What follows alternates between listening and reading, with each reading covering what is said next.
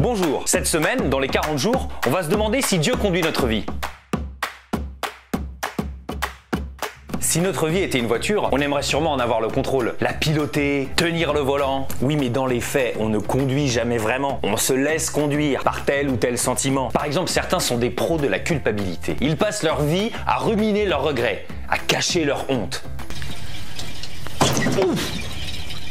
Eh, dis donc, c'est ma bagnole que vous venez de rayer là. Vite, vite! Hé, revenez! Mais en plus de ça, ils vont passer tout le chemin à y repenser, à se dire qu'ils sont de mauvais conducteurs. Je suis vraiment qu'une merde. D'autres sont plutôt conduits par la rancune et la colère. Allez, c'est vert du con! Oh! Mais t'es mis en haut ou quoi? Il y a le conducteur peureux aussi, celui qui se laisse conduire par une sécurité exacerbée. Ça peut être dû à une mauvaise expérience, une éducation trop stricte, des attentes irréalistes ou le désir de plaire à son entourage. Allez, cette fois on y va, en route. La ceinture c'est bon, l'airbag est branché, les rétros c'est bon. Attends, mais c'est une voiture 5 portes?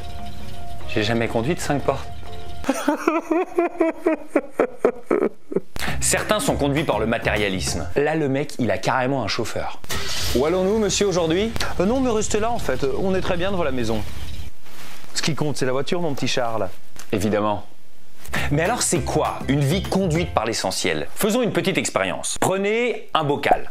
Remplissez-le avec une patate. Est-ce que le bocal est plein? Oui? En fait, non. Et maintenant?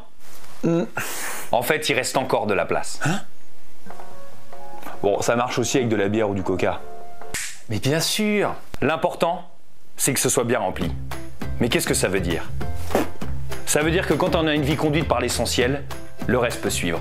Si j'avais mis les choses dans le désordre, ça n'aurait pas fonctionné. T'as compris? L'idée de ce parcours est d'identifier dans vos vies chacun de ces éléments. Votre famille, votre couple, vos enfants, Dieu, votre paroisse, votre travail. Et une fois identifiés, vous pourrez les ordonner. Et j'ai compris. Se fixer des objectifs et tenir une vision à partir de l'évangile, c'est pas pour avoir une vie chiante où vous ferez des trucs relous.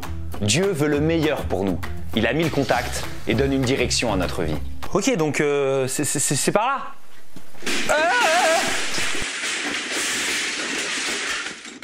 là. Ça commence bien.